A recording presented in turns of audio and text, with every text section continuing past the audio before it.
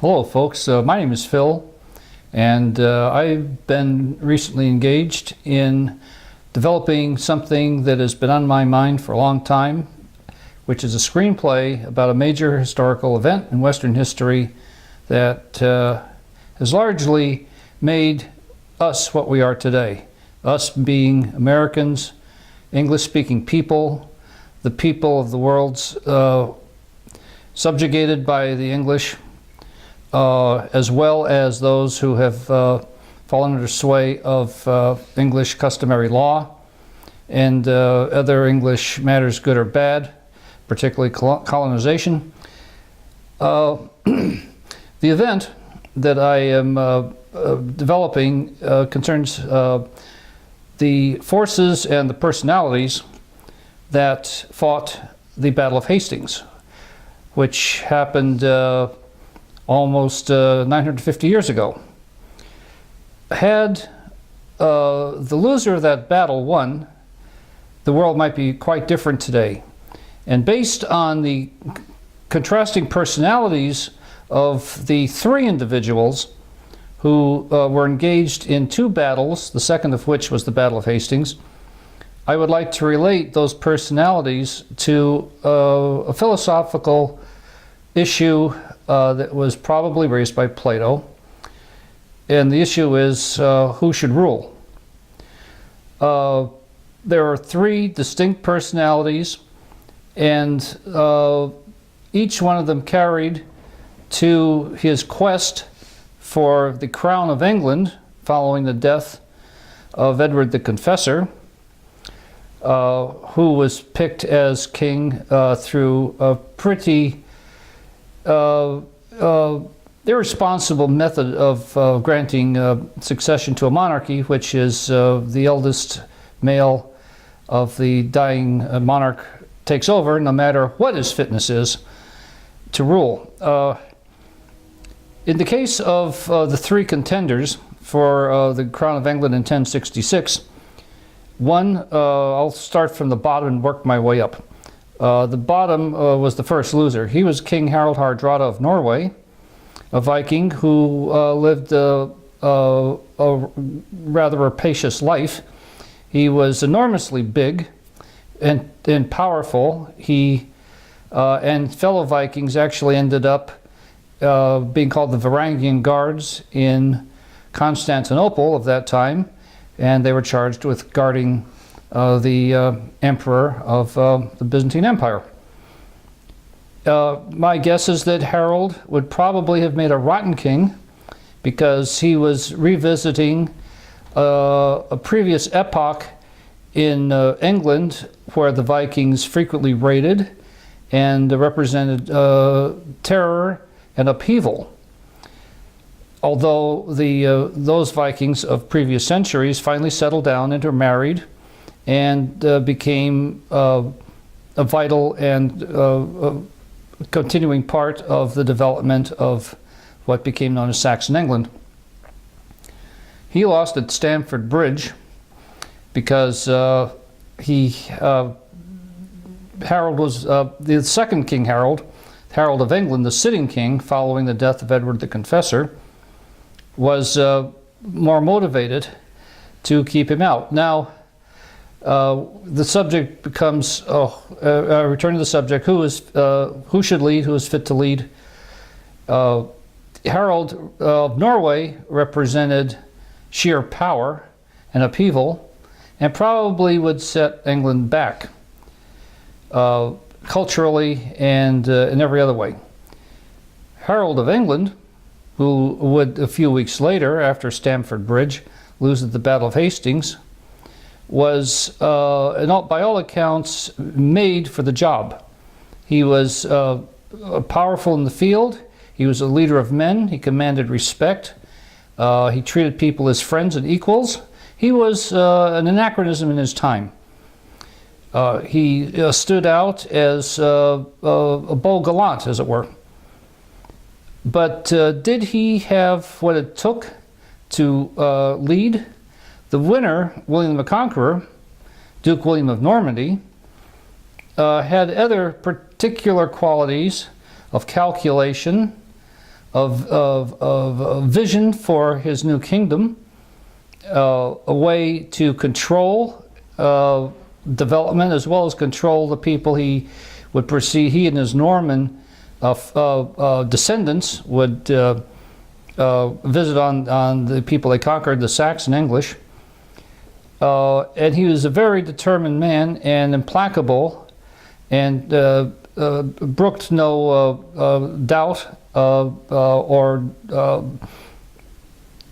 distrust from any of his followers among his Norman fighting force in his homeland. So to revisit, I would like to say that different people bring different factors to the subject of who is best to lead, and this subject is probably going to go on for some time, the discussion of it. We can refer in a far more recent example to the people who have governed this country as president over the last few administrations.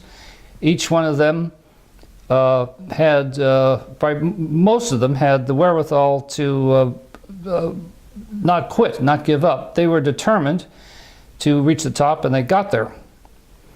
But not all of them could be said in the afterglow of their administrations to have done well what they did. So with that, I'm going to conclude the subject, and we'll come back to it later.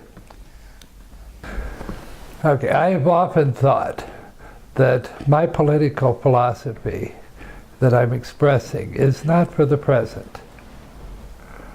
It's not something I believe is politically feasible or practical to be attained at the present time.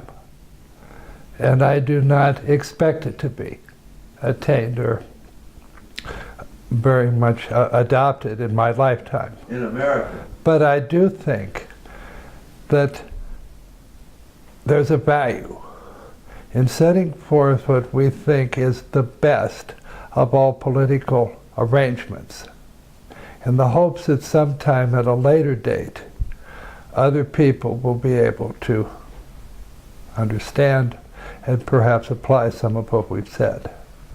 And so I want it to be understood that what I'm saying is in that spirit, not as a present political platform, but as ideas that I have that might be understood in the future.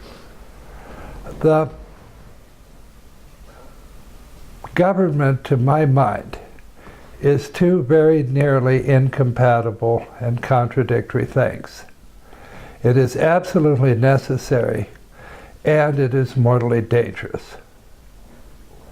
And to my mind, almost the whole of political philosophy is an attempt to resolve that apparent paradox, to find a way to employ government for its necessary purposes as a servant without acquiring it as a master. And so government, if it is to serve human needs, must be controlled. And I believe there are three things that can control government, so that, not so that it will be stripped of its legitimate functions, but so that it can fulfill its legitimate functions. The first one is a hard currency based on a precious metal such as gold, silver, or platinum. The reason why that is important to my mind is that it makes government do what nearly every human being has to do: live within its means. Wars could still be fought, but they could not be fought by stealth or by subterfuge. A government that wanted to fight a war would have to go to its people and say, hey, we're going to have to raise your taxes. And I suspect that unless the war was absolutely necessary, people would say, hey, wait a minute, we don't mind if you fight a war, but you're not going to raise our taxes. And that's the idea. The second thing that I think is important is to keep the units of sovereignty, of political sovereignty, as small as possible, both in terms of area and land area and in terms of population. The reason for that is partly so that government will not be confused with God and will not become a substitute, and the nation will not become a substitute deity that people are expected to bow down and worship. And so the government will be seen as it really is, as a limited tool for certain limited purposes, and not as a substitute for divinity.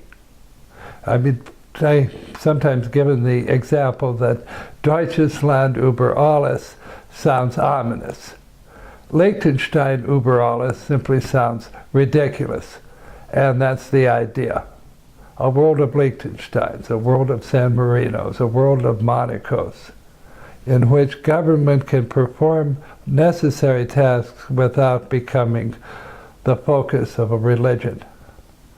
The third thing, and as controversial as the first two are, I think the third one is the most controversial. I think the third leg of the tripod is a constitutional monarchy, based on the principle of hereditary succession. And the reason for that is twofold. First of all,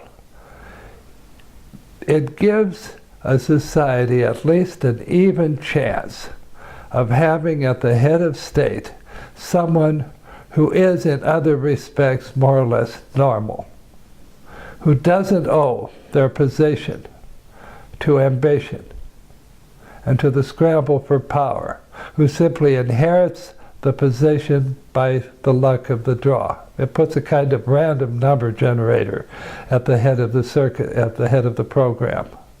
The second reason is that normally, under most circumstances, you know well in advance who the next head of state is going to be. So there's a chance and a time to prepare that person for a life of service and not a life of greed. And so that they do not have to be beholden to special interests to acquire their position. And so that they can take a long view of what's needed and not have to always look to the next election. And I think the basic principle of government ought to be democracy. But I think at the head of state, there should be a different principle applied, which is the principle of constitutional monarchy. And if any of you are making little circles around your head at this point, so be it. I just decided to let everything hang out and express my honest beliefs, and that's it. Okay.